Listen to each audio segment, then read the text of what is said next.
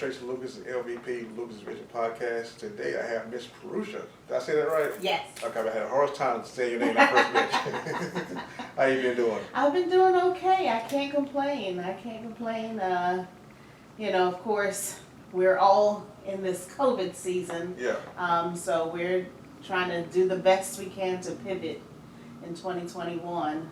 2020 was a struggle, but here we are. Yeah, here we are. All right, today I want to talk to you about your journey that you've been through as a model and a director with Miss Full Figure Pageants. Okay. First, how did you get started? Was it modeling or? I got started modeling. I started modeling in '96. Right. I went to St. Augustine's University. Of course, it was college back then. Yeah. And I had two choices. Do I want to be a part of the gospel choir, or do I want to be a part of the modeling troupe? And though I love singing, I'm not a singer, I went out for modeling. Okay. And I've been going strong ever since. I started modeling with New Beyonce Modeling Troupe at St. Augustine's College. And after I graduated, I graduated in 2003 because I sat out of school for 3 years.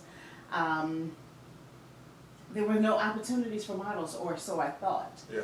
Every now and again, something would pop up and I may, go out for that audition.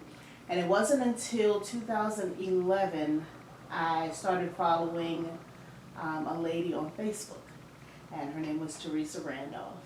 And I saw that she did pageantry. And I was like, okay. I think I can give that a whirl. I'm like, well, wait, first of all, pageantry for plus size women, unheard of. Yes. So I followed her for about a year, and then in 2012, I decided to audition. Okay. And her pageant is out of New Jersey. Fortunately, I'm from New Jersey. And so the transition getting back and forth from North Carolina to New Jersey was fairly easy because my mom wasn't that far from where the rehearsals and stuff were or whatever. Wow. And I competed in 2013, in March of 2013, with the CEO, Teresa Randall, with Miss Full Figure USA pageant. Okay. And the connections that I made allowed me to see that there is a plethora of opportunities for plus size models. Yes.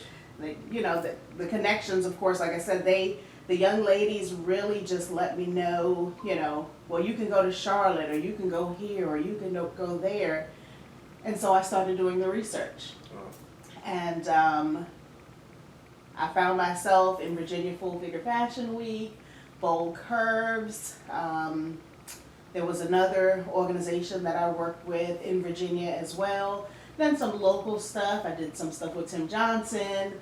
And the opportunities were endless. I mean, I was up and down the East Coast for about 2 years. Okay. And going backwards a little bit in 2014, I said, Teresa, well, what do you think about expanding Miss Full Figure USA? And, maybe a division in North Carolina. Yeah. And she said, it took us a while to get to that point. And I reached out to her one more time in November 2014. And I said, well, I'm ready. Are you ready? She said, if you get the girls, we'll get it started. Okay. And that's how it really happened. And in September 2015, we had our first Miss Full Figure North Carolina pageant, and 7 years later, here we are going into our 7th year. But in between that, I did get opportunities because, of course, pageantry is all-consuming. It's all-consuming. The pageant process is about 6 to 7 months. Okay. So it takes up a lot of your time, but in those downtimes, I was able to find opportunities with modeling. I've done the Southern Women's Show that you so graciously helped me take pictures at some years ago. Just a lot of different shows and so forth. And, was able to, direct some of my contestants to the modeling industry. Yeah. Because, with years of experience and connections and networking, I was able to, kind of direct people to different avenues. And that's really how it all got started. I have enjoyed it. It has had its good sides, its great sides. Has had its downsides because, the reality of the situation is you're dealing with multiple personalities. Yes. Yes. Lots of women, lots of personalities, lots of women from different backgrounds. Mm-hmm. And so I've learned through the years that, Miss Teresa always tells me, everybody's not your friend. And I'm the type of person, I am a friendly person, and sometimes people take that kind of kindness for weakness, but I've learned to discern, and sometimes God really has just revealed to me who's for me and who's against me. But at the end of the day, the reward of being able to change people's lives has been absolutely priceless, and so I'm just thankful for this journey for sure. Yeah. Well, I also noticed that your pageant also creates this thing called Sisterhood with the ladies. Yes. Have you noticed that at Tools Warehouse, everybody just come together, people who have never met? Yes. It is an organic thing. I think when women of like-mindedness, if you will, gets together and they know they're going for a common goal, it just organically develops. Mm-hmm. We pride ourselves on that. The whole program itself is based on helping to build that foundation. We're not going to force anybody on one another. Yeah. But through the process, you learn, who you can connect with. The goal is to be able to reach people, to be able to network. Yeah. And once you network, you find out that you have a lot in common with others. And sisterhood just develops. Mm-hmm. And, I want to say that it is something that I try to instill in our ladies, because at the end of the day, these are the women that you're going to spend the next 6 to 7 months with. Yeah. And you'll discover that there's women that you're really, really, really going to love and adore and get to know, and then there's going to be women that you're like, I got enough friends. Yeah. I'm good on you, Yeah. But sisterhood is who we are, we call each other pageant sisters. Yeah. Of course, each season is different, so you have your group of pageant sisters from 2015, 2016, 2017, so forth and so on. And then you have other states. So, of course, going backwards a little bit, after North Carolina pageant started, then we incorporated Louisiana. Okay. We incorporated DMV. After DMV was, I think, New Jersey and New York, Virginia, South Carolina, Georgia, Alabama, Texas. We have Nevada now. What else? What am I missing? We have some representatives from Florida, from Michigan, from Illinois, from Wisconsin. Like, we're all over. Thanks to me, I want to say, I can toot my own horn and say, I guess if it wasn't for my ask, I don't know. I'm sure Miss Teresa would have eventually expanded. Yes. But I pride myself on being a little bit of a visionary as well. Seeing the big picture. The big picture is that every full-figure woman needs to know that pageantry is attainable as a plus-size woman. Yeah. So, and of course, with that, sisterhood develops. Mm-hmm. Because now you meet people from other states and, people that you would have never met if you would not have necessarily gone through a pageant. Yes. And of course, you do that at networking events, business events and other social events that people have, in your city, in your state, or whatever, what have you. But it's the same concept. Yeah. Okay. So how would you say the it seems like the last couple of years, full-figure models has taken this whole explosion onto the scene. We think that what brought that up. People just finally opened their eyes and seeing that full-figure women can still do the same thing as the other models, or it's just something that's happening all of a sudden. I think that body acceptance really changed the game, if you will. Knowing that women, you know, we're not a size 2, we're not the traditional size 10 like we used to be, and times have changed to be more accepting that, you know, full figure women is just a part of this journey for life. Was it full figure women back in the 50s? For sure. It wasn't that many, but unfortunately with the change in food and quantity and fast food and the fast pace of life, this is unfortunately, you know, one of the things that has happened, but nonetheless, we're here. Yeah.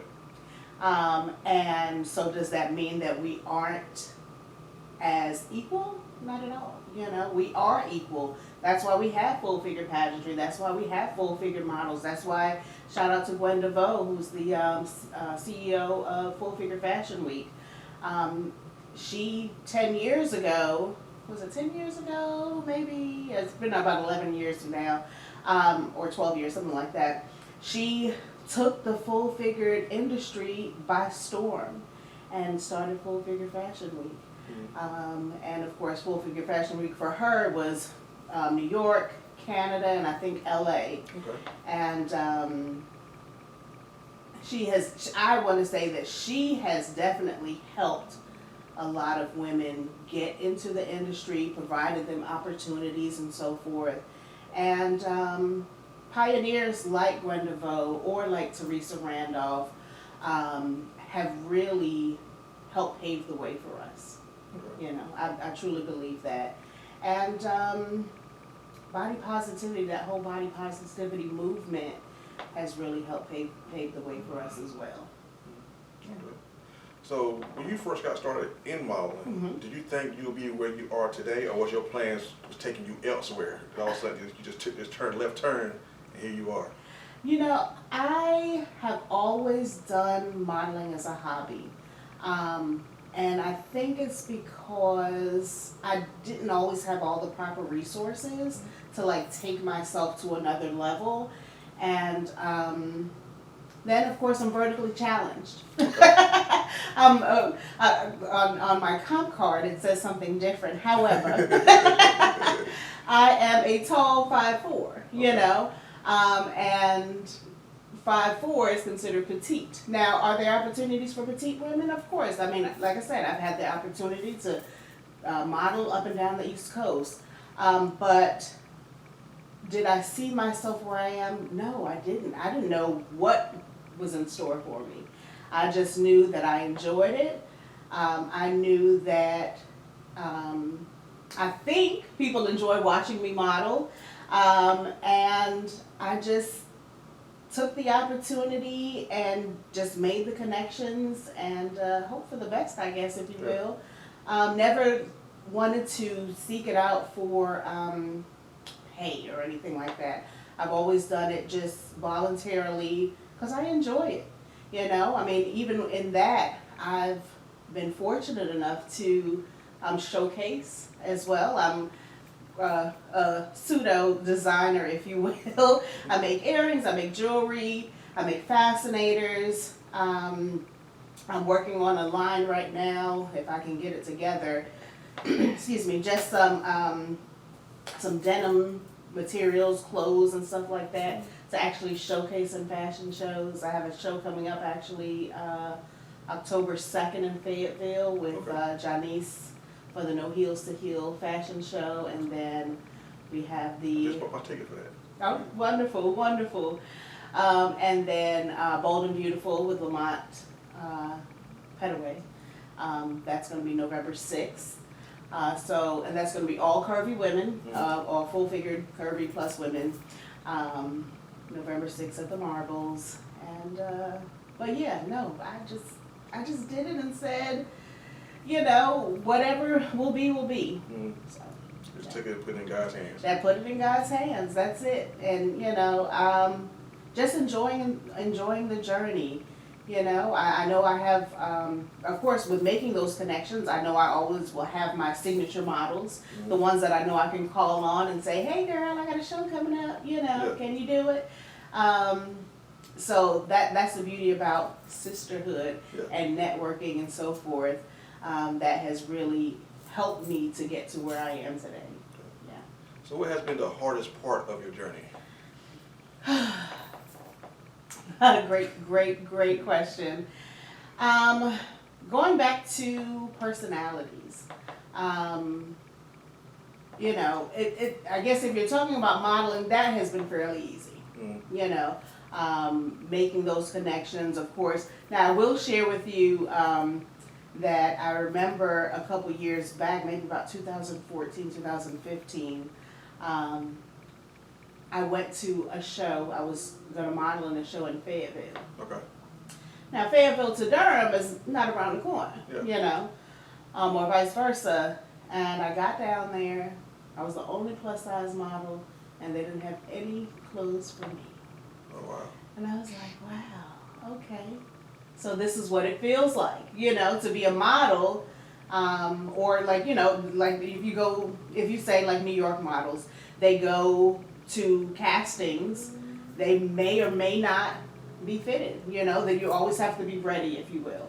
And I was ready. I had got my hair done, got down to where it was time to try on clothes, and I couldn't fit it. And I was like, well, thanks for the hairdo.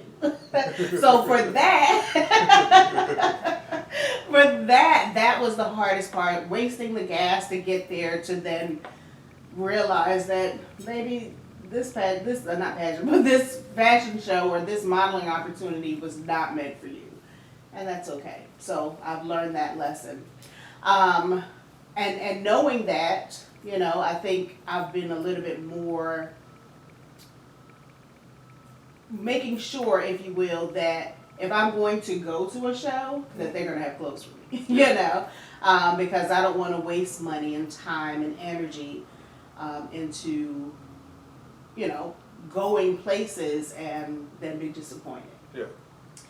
As far as pageantry is concerned, I think the hardest part, like I said, is the personalities, is to separating myself from being a friend to being the actual director. Gotcha. Because I am just a really jovial person. I'm very serious. Yeah. Okay, I am very serious. However, I've always been super friendly. I've always been, not always been, growing, I'm in my youthful 40s, honey, but growing and learning about who I am, I have to be able to discern and know that everyone isn't out, or everyone does not have your best interests at heart. Mm-hmm. I recently went through a situation where it had to be revealed to me, again, who was for me and who was against me.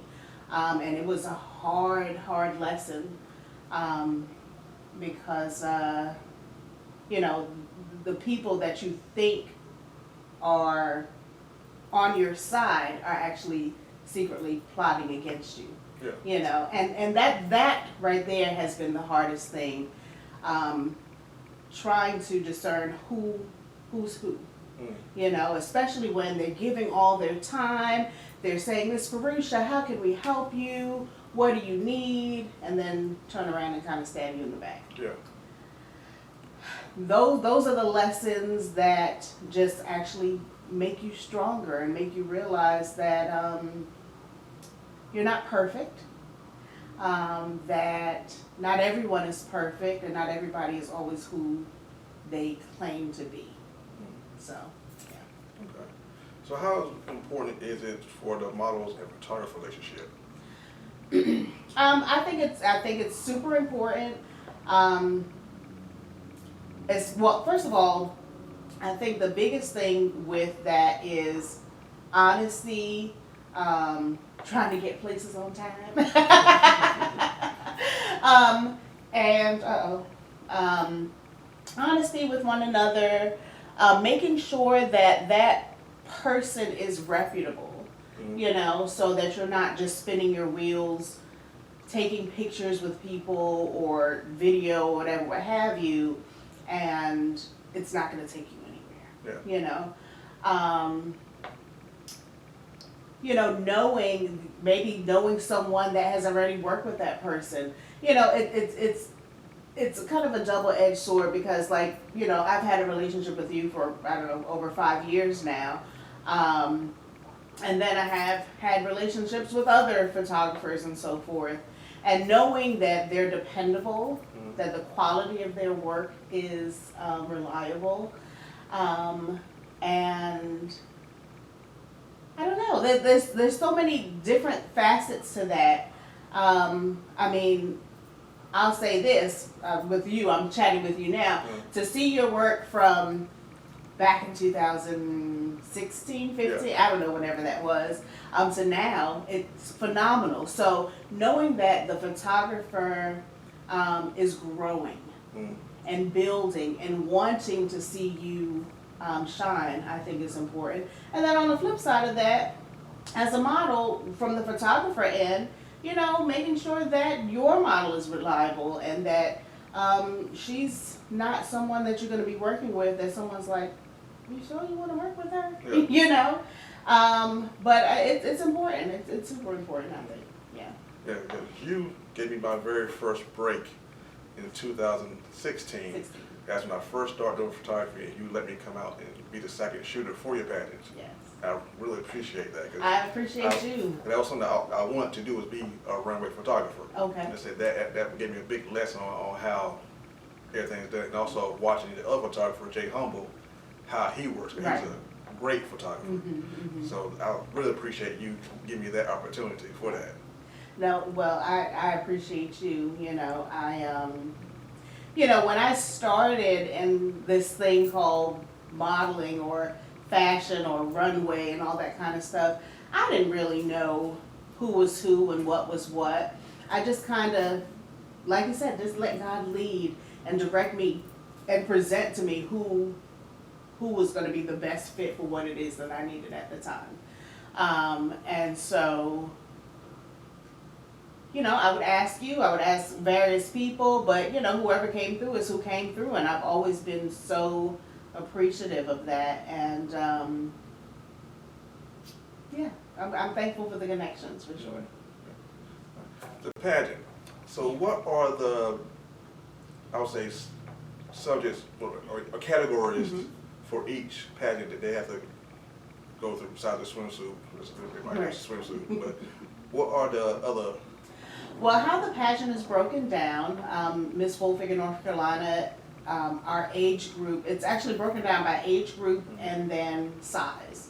So we have 18 to 39, size 12 to 16, so that's Miss Full Figure North Carolina. Okay. We have age is 18 to 39, size 18 and over, that's the same, that's for Miss Full Figure North Carolina Plus. Then we have, for the women that are a little bit more seasoned, like me, 40 to 60, size 12 and over, and that is Miss Exquisite Full Figure North Carolina. I've also incorporated a category for women 61 and over, which is Miss Elite, and that's for 61 and over. Then we have talent. These are optional. So you have talent as an optional, swimwear, photogenic, fashionista, cover girl.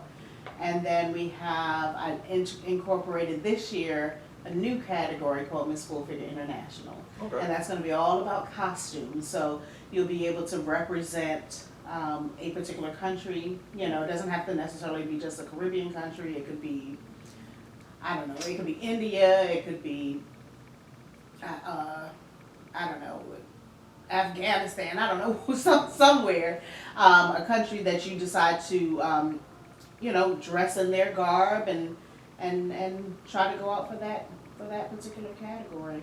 And then there's other things that we do as well in between. We have People's Choice, Community Service Award. I used to be able to blurt them all out. People's Choice Community Service Award, Academia Award, so that's for the young lady that has been in school during the pageant process and still being able to maintain an AB average. Okay.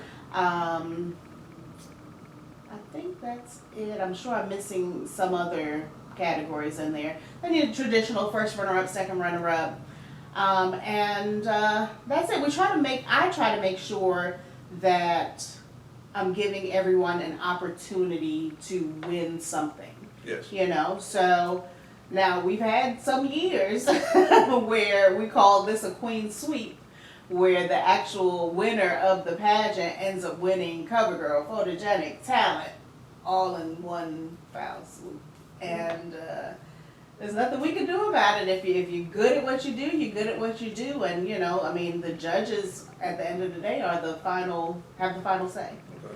You know, so we can't do anything about that. But the opportunities are there. The opportunities are definitely there. And then there's opportunities for growth within our pageant as well. We don't ever force anyone to leave. If you decide that the following year you want to be on the pageant team, you can do that. If you have a particular skill set, that's amazing. We can always use extra hands, and if you present yourself in a manner that we feel like is helpful, after 2 years of service, you can potentially become a brand ambassador. So there's definitely growth opportunities and all that kind of stuff, and there's opportunities within the pageant itself. And the beauty about it is that everyone has to develop a platform. And their platform is something that's near and dear to their heart, that's important for the people in the community to know about. Okay. So if you are true to who you are and what your platform is, I mean, the platform itself can take you to a whole new level. It just depends on who you decide to network with. Yeah. You know, like say for instance, if your platform is breast cancer awareness, then we all know we got the Susan G. Komen right here in North Carolina, that you can connect with and all that kind of stuff.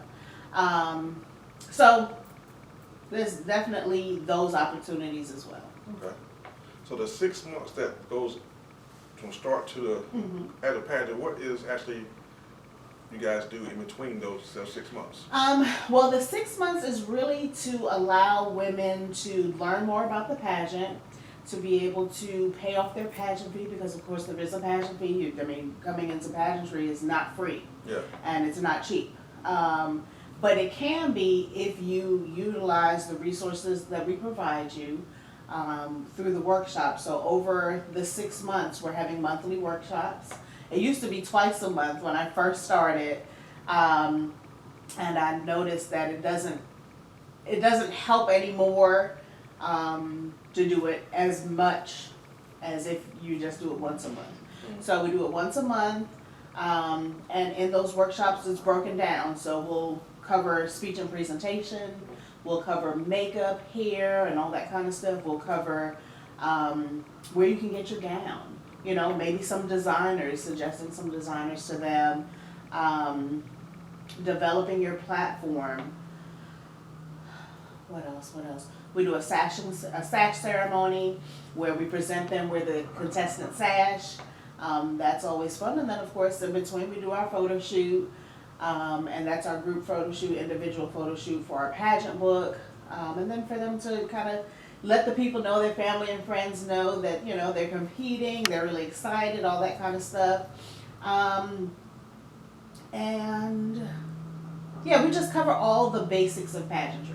Okay. So that they're well versed. Each contestant actually gets a mentor, so that everybody does not fall on me. Because I remember one year I had 20 women.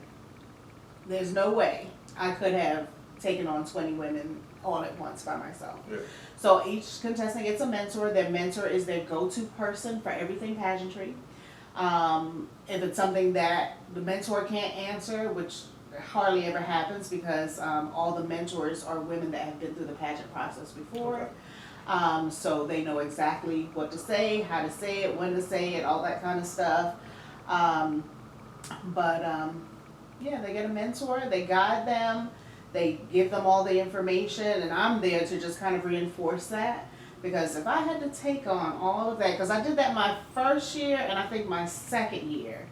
The first 2 years, it was just me, and my assistant director, and Purusha Jones-Shearin, and I learned quickly that it's important to have extra hands on deck. So that has definitely been helpful, and yeah. Okay. So you went from North Carolina directory Mm-hmm. to South Carolina and Virginia. Yes. How's that process coming along? Well, in 2018, I had the Virginia pageant, and then in South Carolina, 2019, I believe I had the pageant there. It's a lot. It's a lot, and what I discovered in 2018 and 19 is that I cannot do that. Because, like I said, each pageant process is about 6 months long. Mm-hmm.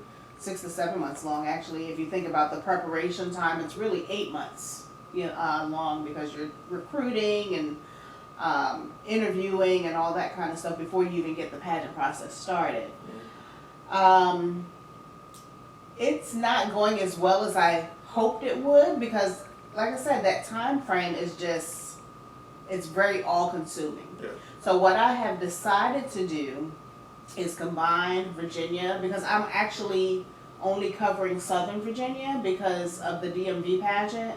DMV is DC, Maryland, Virginia, but of course, if you know DMV is Northern Virginia, and so I take all of Southern Virginia.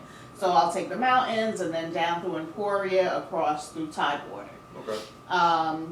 And so right now our goal, which we were successful with last year, is to have the women from Virginia actually compete in North Carolina. Of course, at the end of the day, they'll end up being competitors, but they would have gotten the same type of training.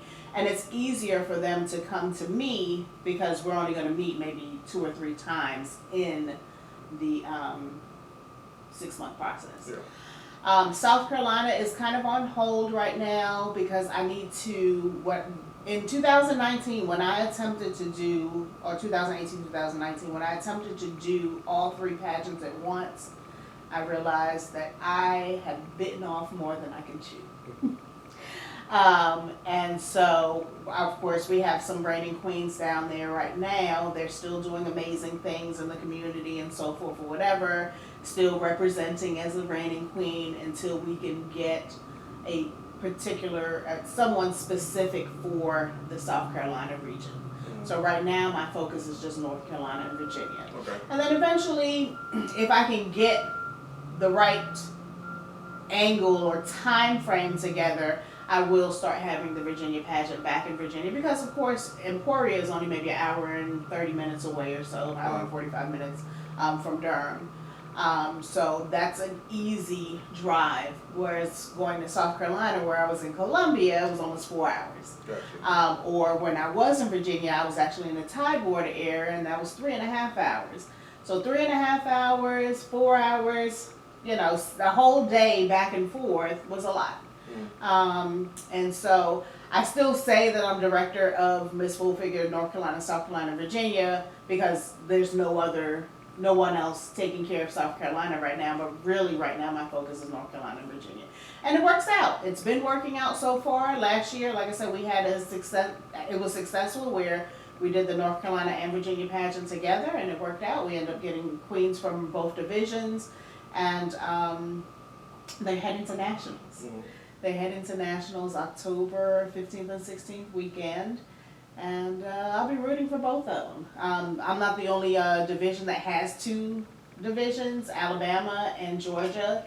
The director there is Latoya Francois. She's also the director of 2 divisions. And then Tara Williams, who is the director of Louisiana. She also has Louisiana and Texas.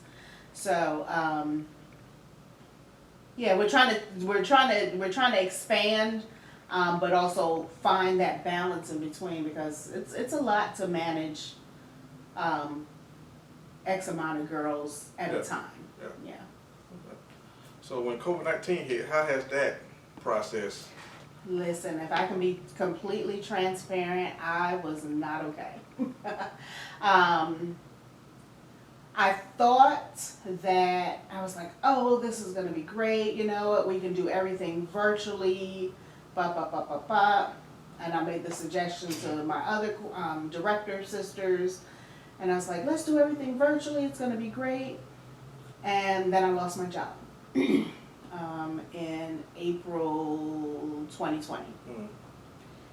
And everything, my mind, my everything started spiraling downward. If I can, you know, if I can just share in this moment, because I was not okay. I was in a place of despair and just not knowing. None of us really knew what to expect. Yeah. And for me, my team will probably say this, and I can also say this, I have control issues.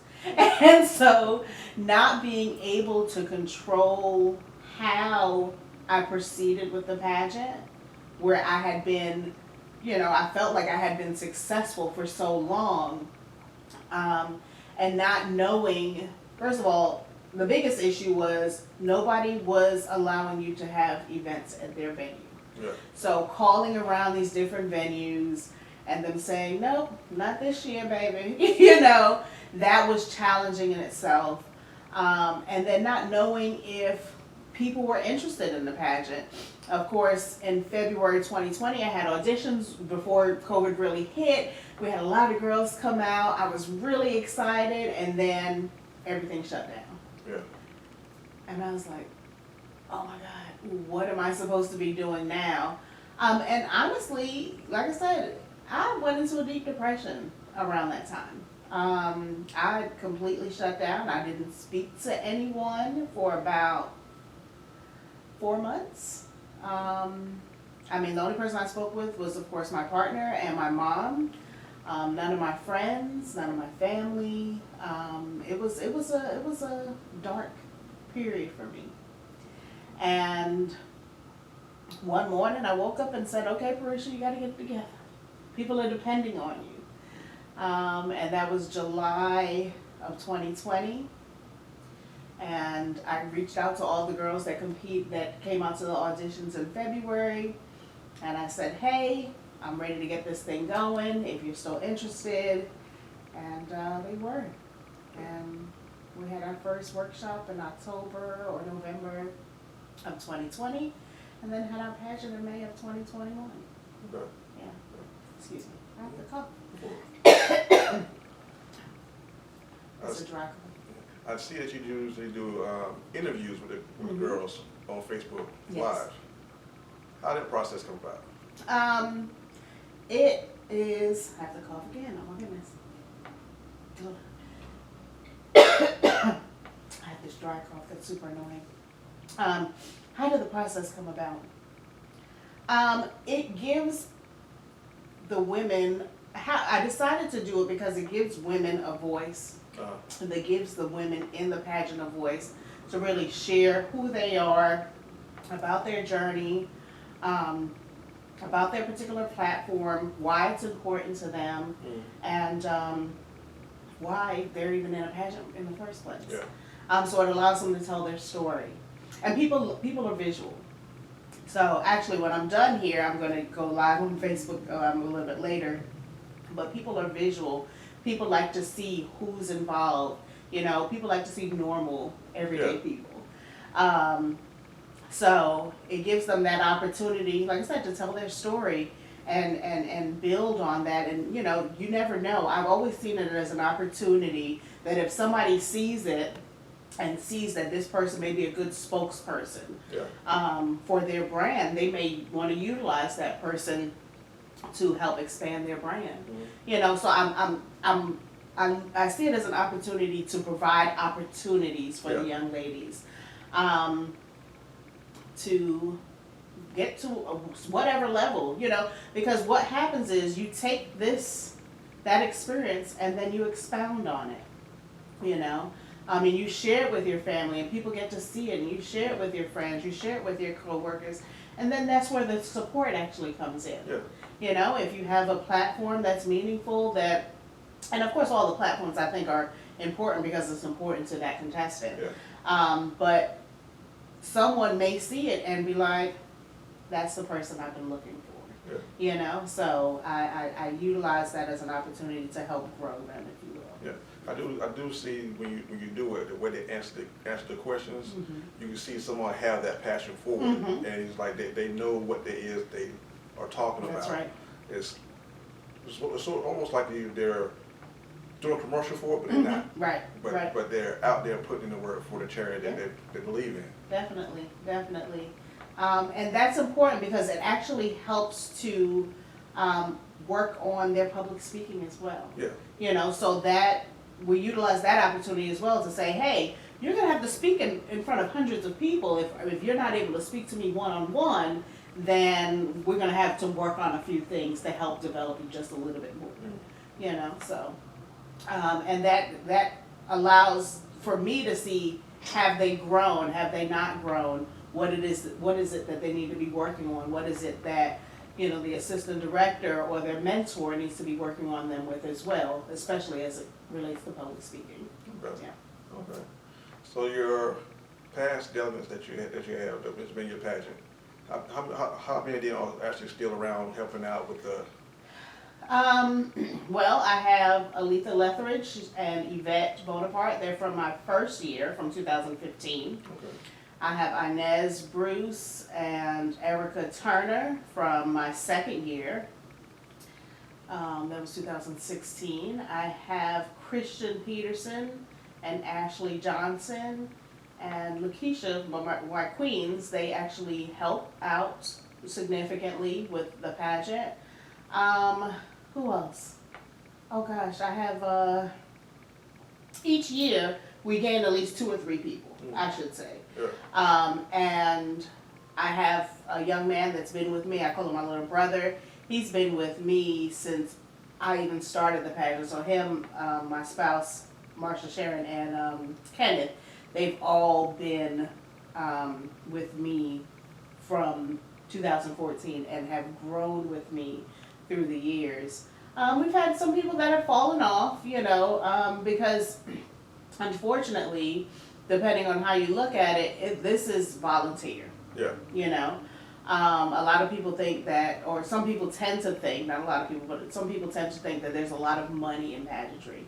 But there's a lot of money in pageantry, but when you break it down to the venue, you know, if you need pipe and drape, if you need staging, the DJ, food, linens, decor, gifts, prize money, it goes away quickly.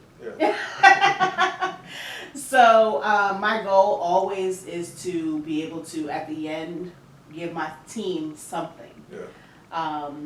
And so that's always been my goal. But you know, people fall off because they may not feel valued, or that, you know, maybe because of, you know, lack of money, or maybe lack of communication. Maybe from my end, you know, I'm still growing, I'm still learning. I can admit that I haven't always been the best communicator because unfortunately a lot of stuff stays here. Yeah. And my team is always like trying to drag it out. Purusha, Miss Purusha, we want that information, we want to help you. And it goes back to me having control issues. I've done better over the last 2 years in knowing how to delegate responsibilities. Mm-hmm. So that has been truly helpful for everyone. But I'm still a work in progress. I will never ever say that there's, you know, if a mistake happened, that it wasn't my fault, because sometimes it could be. Because unfortunately, everything is here and I really need to get it down on paper, if I'm being completely honest. But I love my team. I would not trade them for anything in this world. I have a team of about 15. Okay. So that has been helpful. What I really, really need is someone that's good in marketing and sponsorship. because none of my team unfortunately has expertise in those fields. Yeah. But eventually, Yeah. I know it's going to come, and I'm like, after year 7, I should have all these things in place. But it's all a part of the growing pains, and I know we're going to get there. I believe in what it is and who we are here with Miss Full Figure North Carolina, and Virginia, of course. And my team does, that's what they say. And I think that's on the strength of who I am, because they know that I am one of the realest people. Like, listen, now, don't let this pretty face fool you, baby, because I cuss like a sailor sometimes. It just depends on it just depends on what I have going on, but I'll never do that with my contestants. Like, they just need to see me, the director, guiding them and leading them to greatness. Okay. Yeah. Are they allowed to compete more than 1 year? Yeah. If they, well, the queens, once you become a queen, you're a queen. Okay? If they decide they want to compete another year, they would have to wait 2 years. Okay. So they wouldn't be able to compete the next year, but they could compete the next year. But that's totally on them. Mm-hmm. Contestants, if they don't win, even if they place first runner-up or even a title holder, they can actually compete the next year if they don't win the winning title. Okay. I've had one young lady, she competed in 17 or 18, and she came back and competed in 2020-2021 pageant season, and she didn't place the first time, but she did place the second time here. So, yeah, the opportunity is there. It's just if you want to invest your time into competing again, Okay. Yeah. So about 5 years from now, where would the pageant be at? Will it still be going? Or are you expanding out to other states, taking over? 5 years from now, well, I'll say we would have celebrated our 10th anniversary, which I hope to be a big to-do. But 5 years from now, prayerfully, I'm still in North Carolina. I love North Carolina. It has been an amazing journey. I'm originally from New Jersey, but my mom is getting older. Yeah. My mom is, how old am I? My mother is 63, so she's, she's still fairly young. But, I came to North Carolina, unfortunately, because I needed to get away from New Jersey. I did not have a great childhood, not because of my mom. My dad was just a really not nice person. And I needed to get away and build, and I was kind of being a little bit rebellious as well. But North Carolina became my safe haven, if you will, and it has served its purpose. And I've learned and I've loved, and I came here to do exactly what it is that I'm doing, which is growing and thriving here in North Carolina. But do I want to stay here for the rest of my life? I don't have any kids, nothing. I mean, we do have a house, but nothing is really holding us here, because all my family is in New Jersey, my family's from Trinidad, so I have family in Trinidad, I have family in Jersey, New York, up and down the East Coast, in Canada, and I want to see other things, so a part of me feels like maybe after year 10, I will maybe want to move on and do something else. I'm not sure. Okay. So 5 years from now, I don't know. I'm sorry about that. I know, I'm sure you can probably edit that. But nonetheless, that's my goal, is to hopefully pass the reins on to someone else. Okay. And know that I've done what I've been purposed to do. Okay. I always tell everybody the same story. When I started the pageant, I was like, oh my gosh, this is gonna be so great. I'm gonna make so much money,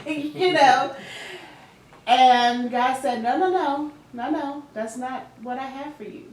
Yeah. What I need for you is so much bigger than what you think, because the reality is some years I don't make a dime, you know? I mean, it's a business, you know, and people are in business to Yeah. make money. Yeah. And then some years I do okay, you know? But, yeah, I don't know. Yeah. So what separates Miss Four Figure pageant from the other pageants? Everybody has their own unique style. You know, some are a little bit more glam, some are a little bit more reserved, some are a little bit more boisterous. And the only thing that I would say that separates us is that we're different states. Okay. You know, because the ultimate goal is always going to be the same, to build a sisterhood like no other. Yeah. I mean, like I said, we're different. We're different. We have different teaching styles. We have different personalities. But at the end of the day, the only thing that separates us is that we're from different states.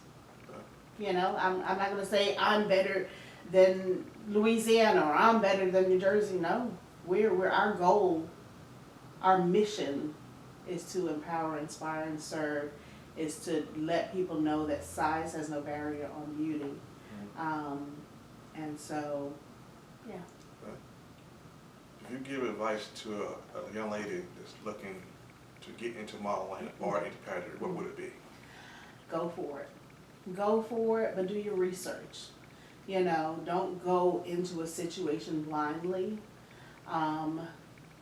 Make sure that you've done your research, you've dotted your I's, you've crossed your T's, that you're well versed so that no one takes advantage of you, that you understand who you are and know your why. Why do you want to go into modeling? Why do you want to go into pageantry? And enjoy, once you get into that process, enjoy the journey. You know, enjoy the journey. Never allow yourself to think that you're better than anyone. Because like I tell people when they come into pageantry, if you come in thinking that you have this in the bag, you're gonna miss the whole point of why we're even doing pageantry or why you're even doing modeling. First of all, in modeling, you have to know that if you're working for a designer, it's not even about you. Yeah. You know, it's about the designer. And if you're gonna flail around in their clothes looking crazy, then the designer is not gonna be able to sell that garment. Yeah. You know, on the flip side of that, when you go into pageantry, it is all about you. You know, don't let the garment wear you, you wear the garment. You know, make sure that you take heed to the instruction that's being provided to you. Because, like I said, my team, they're very well versed in pageantry and what it means and what I expect. You know, so if they're telling you one thing, take heed. But do your research, enjoy the journey, and take others with you. Thank you for coming today. Yes. Glad I got a chance to get you in today. Yes. Because you have helped a lot of people with the pageant, including my cousin, as you know, Keith Yes, Lucas. that's right. Yeah, hope much success with this and everything else that you do. Thank you so very much. Thank you so much for having me. When you hit me up, I was like, that's gonna be exciting, you know. I love to tell my story, and of course, like you said, I mean, how we connected, it brings our lives both full circle. So I'm thankful for the opportunity. No problem. Thank you. All right, guys. Ms. Purusha, I'm out.